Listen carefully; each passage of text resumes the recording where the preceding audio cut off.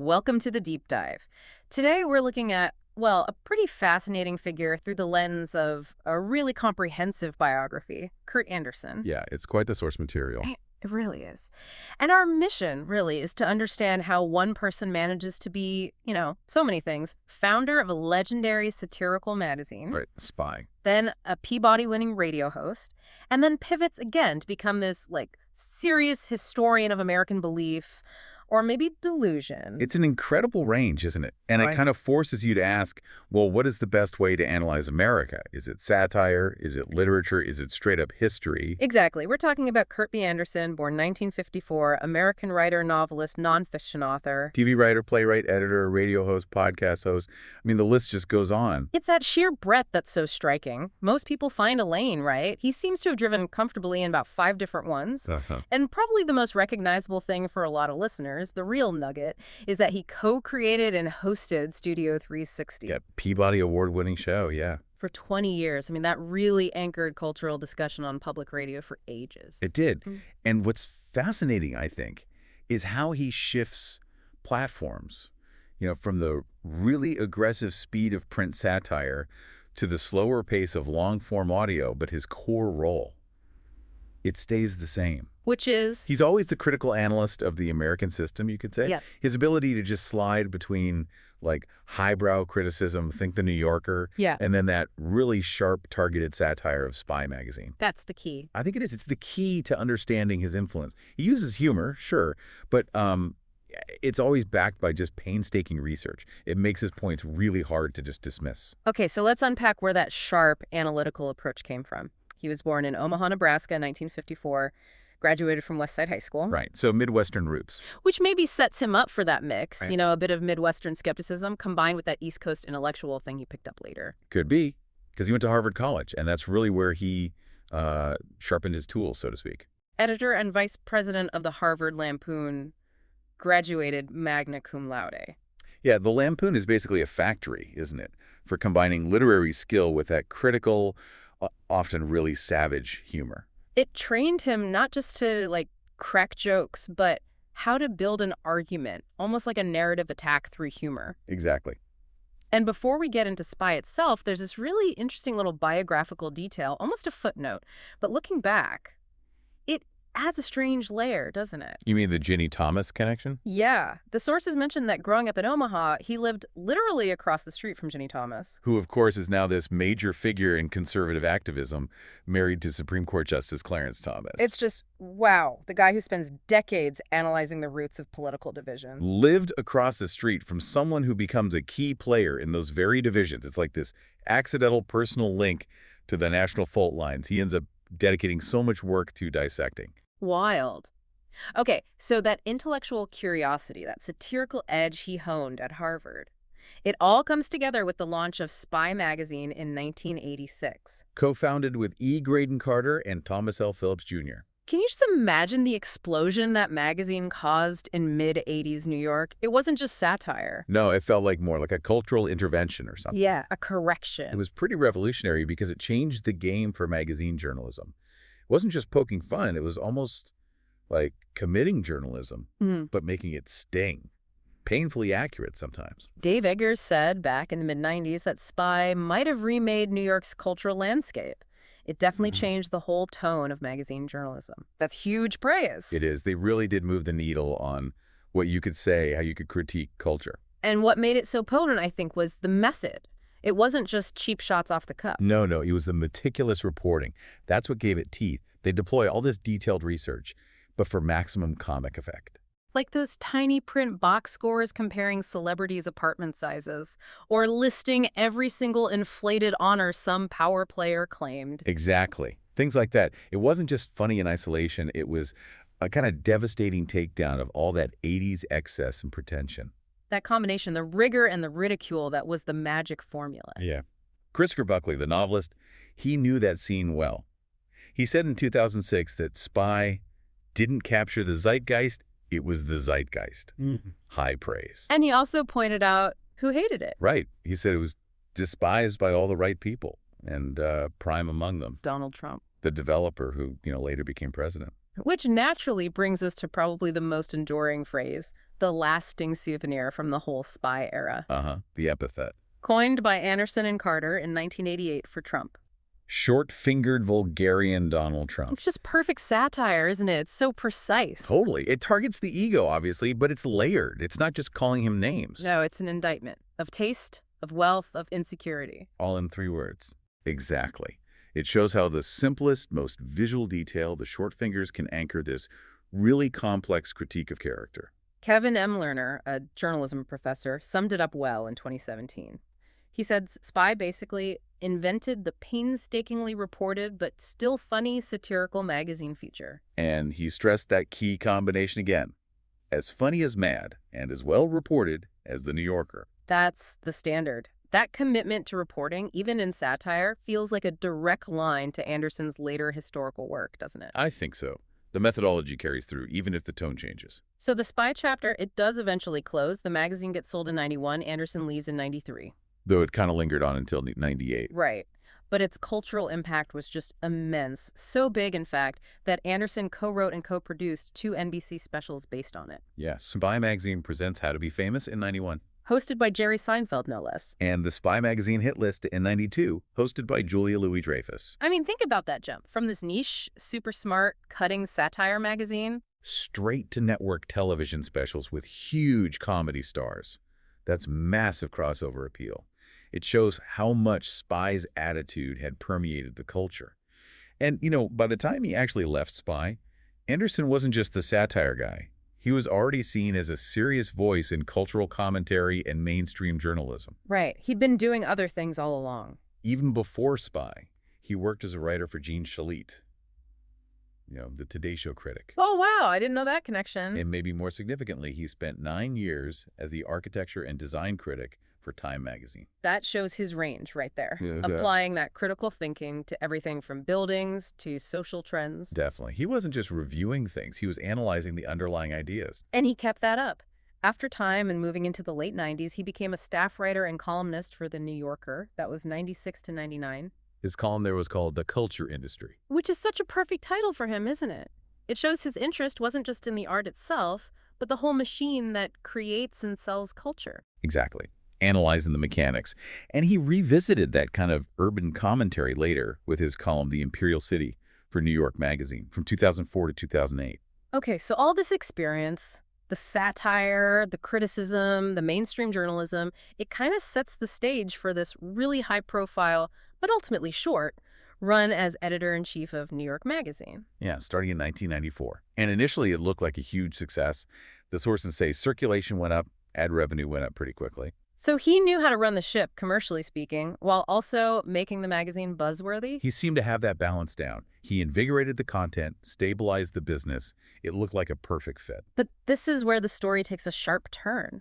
And it feels like a really pivotal experience for him, one that probably informed his later nonfiction, particularly Evil Geniuses. Oh, definitely. His time as editor-in-chief was cut short.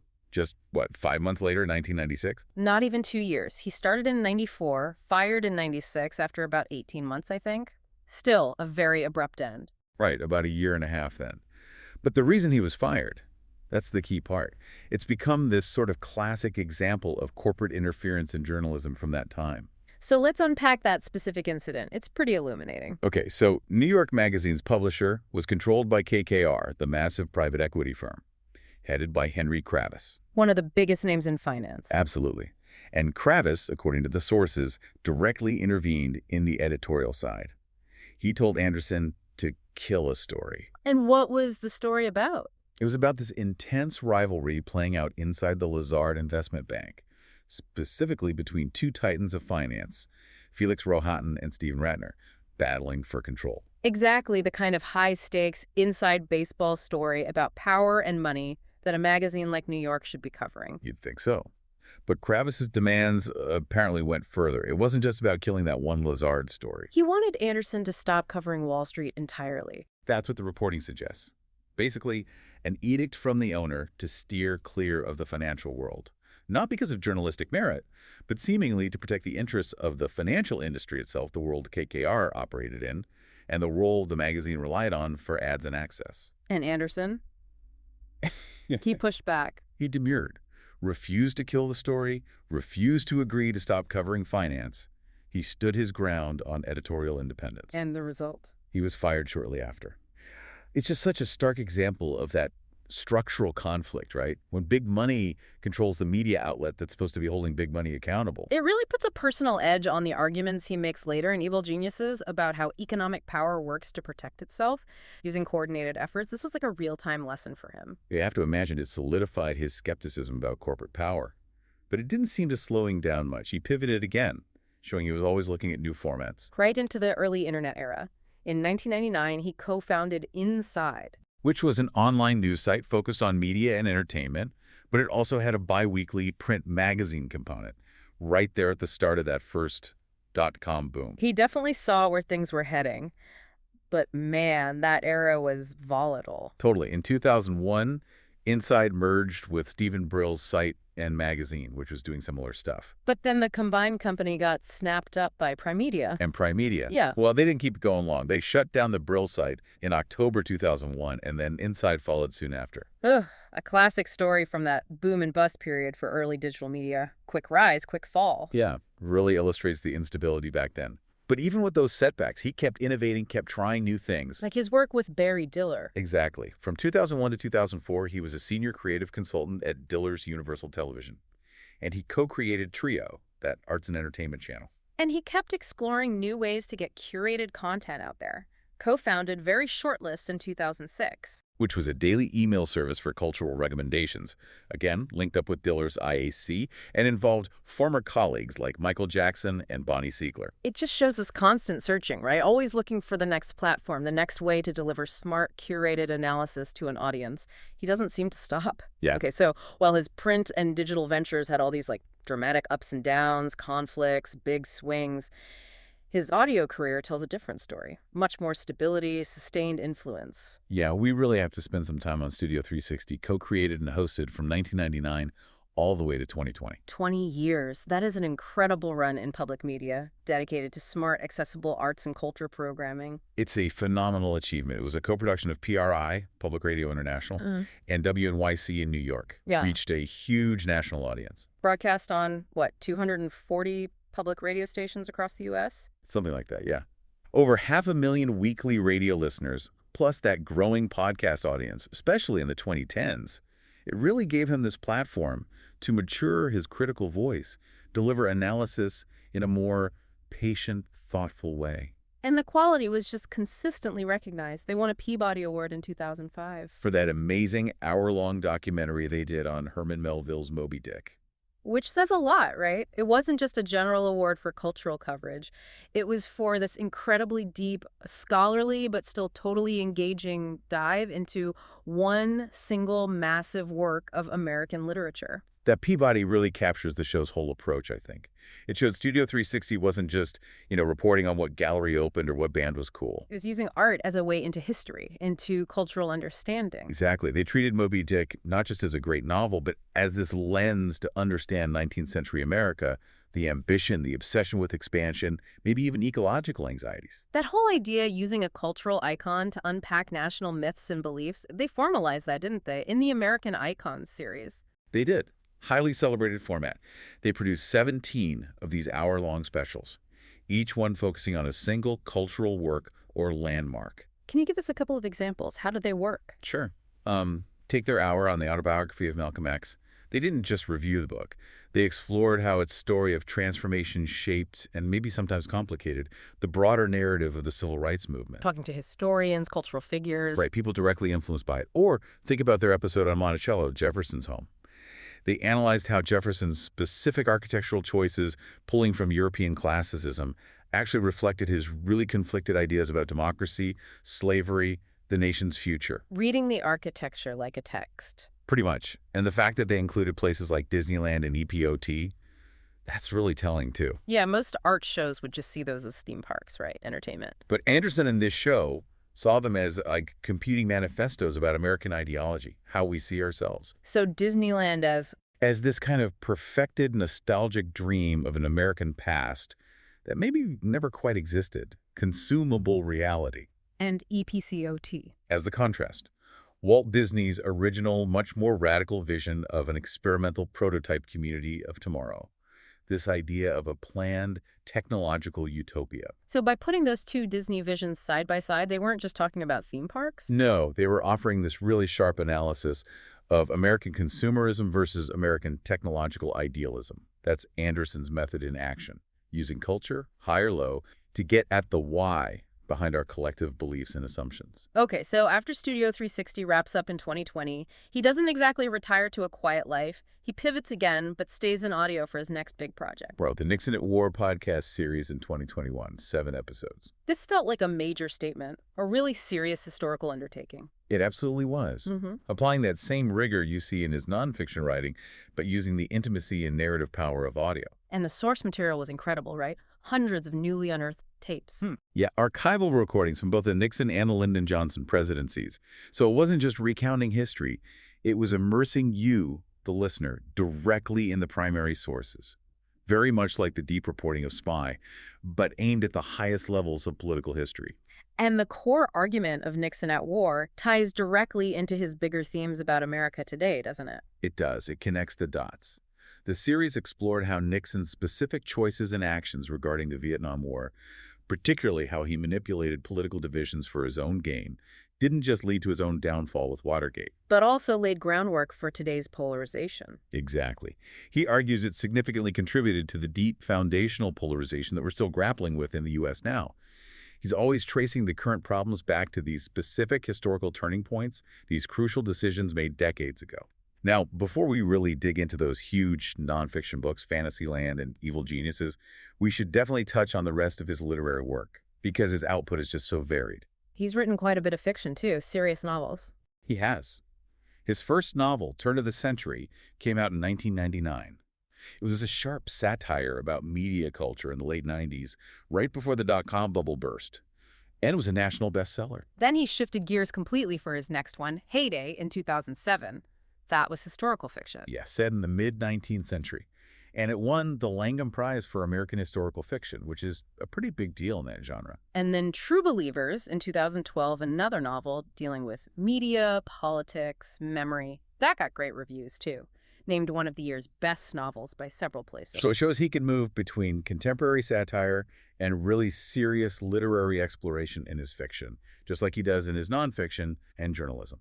We should also probably mention his earlier humor writing, stuff that even predates Spy. Right, like The Real Thing from 1980. It was about quintessentialism, this funny idea about people trying to find the absolute perfect, most essential version of everything. You can see that early interest in puncturing pretension, right? Analyzing why people idealize things. Definitely. And Tools of Power, also from 1980, was a direct parody of all those self-help and corporate success books that were starting to blow up back then. And he kept that collaborative satirical spirit going, too, like Loose Lips in 1995. Which was based on edited transcripts of real conversations, often kind of dumb or funny ones, and he turned that into an off-Broadway play. But the biggest commercial hit, in terms of recent satire, has to be that collaboration with Alec Baldwin in 2017. Oh, yeah. You Can't Spell America Without Me. The really tremendous inside story of my fantastic first year as president. The fictional memoir by Donald Trump. Co-written by Andersen and Baldwin, huge New York Times bestseller. It showed that the old spy energy and insight could still land a massive punch, especially aimed at that particular target. Okay, but let's really get into what feels like the intellectual core of his later career. The two big companion volumes of cultural and political history. These books feel like a synthesis of everything he's been observing for decades. They really do. They lay out these grand, structural arguments about America. Let's start with the first one, Fantasyland. How America Went Haywire. A 500-year history. Published in 2017. Just the title alone, Fantasyland. And the scope, 500 years, it's ambitious, to say the least. It's breathtaking, really. He goes all the way back to the very first European ideas about the continent. And the book's central aim is to explain what he sees as America's peculiar susceptibility to falsehoods and illusions. It's a huge swing. How does he even structure a 500-year argument like that? What's the thread he follows to show this national tendency towards delusion? Well, he identifies these recurring cultural habits that he argues make America distinct. It starts, he says, with those early utopian dreams, the idea that America was this blank slate, almost a new Eden, where the old rules didn't apply and you could create instant perfection. Linking it back to the Puritans and the frontier. Exactly. 17th century religious zealotry, the whole frontier mentality where you could just ditch reality and start over. He sees these as foundational. So it's a historical line running through religious extremism, get-rich-quick schemes, maybe anti-intellectualism, rejecting established facts. Pretty much. He points to things like the explosion of spiritualism in the 19th century, the era of big P.T. Barnum-style hoaxes, this persistent American belief in secret knowledge or shortcuts to enlightenment or wealth. He sees all these as examples of a culture conditioned to suspend disbelief easily. And then he connects that long history directly to C. Right. He draws a line from that historical susceptibility to the modern media landscape, cable news echo chambers, the way conspiracy theories spread online, and ultimately the political success of figures who promise radical, reality-bending solutions. So the argument is basically, the current weirdness isn't new or an accident. It's the culmination of centuries of ingrained cultural habits.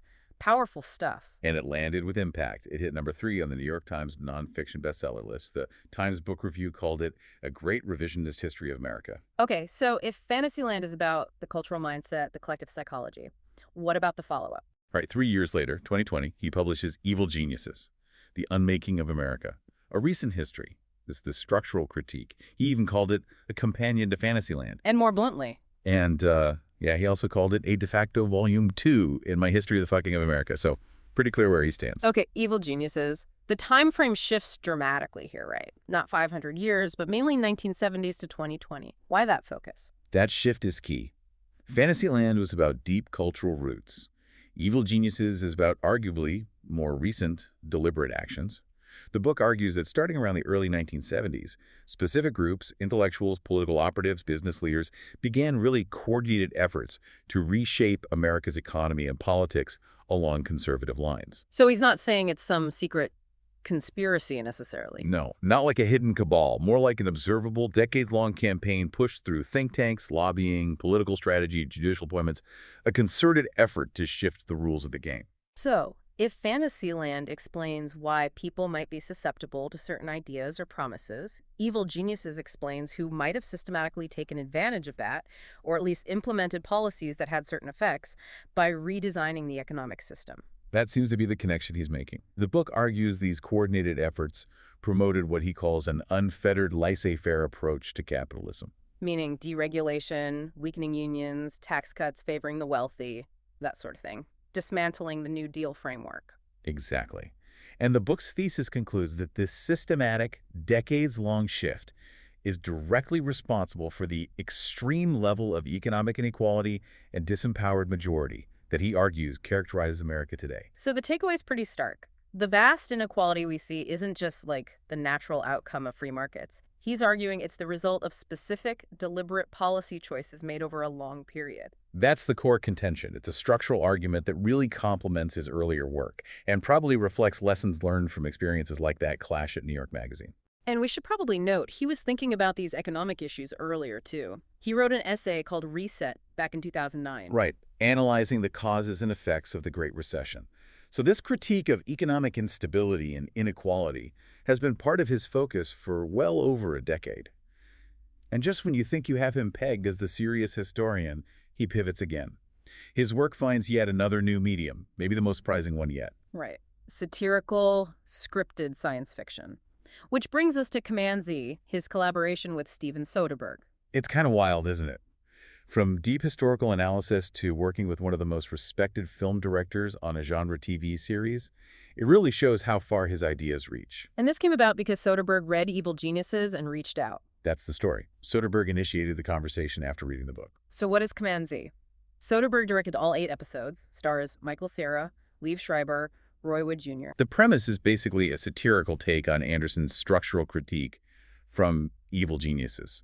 It uses this sci-fi setup, the ability to subtly alter the past, to explore whether America's current problems could be fixed if key historical moments were tweaked. It's like applying the book's diagnosis in a fictional, slightly absurd way. The fact that someone like Soderbergh is looking to Andersen's nonfiction for creative inspiration, that really cements Andersen's status as a kind of foundational thinker about modern America. It does. And there's that interesting philanthropic angle, too. The whole Command Z project, released in 2023, donated all its proceeds to charity. Which reinforces the idea that his later work seems driven more by a desire for societal impact or correction, maybe, than just commercial success. I think that's fair to say. So if you try to synthesize this whole journey, Yeah. it's quite remarkable. From that sharp, almost two-dimensional caricature of the short-fingered vulgarian back and spy, To the massive 500-year historical sweep of Fantasyland. the connecting thread seems pretty clear, doesn't it? His entire career feels like one long, sustained effort to analyze the core beliefs, the illusions, and the underlying structural forces that shape American culture and politics.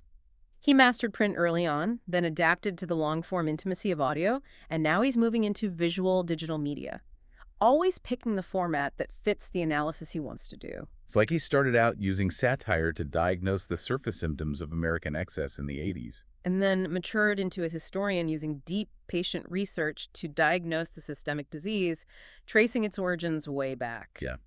He still lives in New York City with his wife, the author Anne Creamer. They have 2 daughters.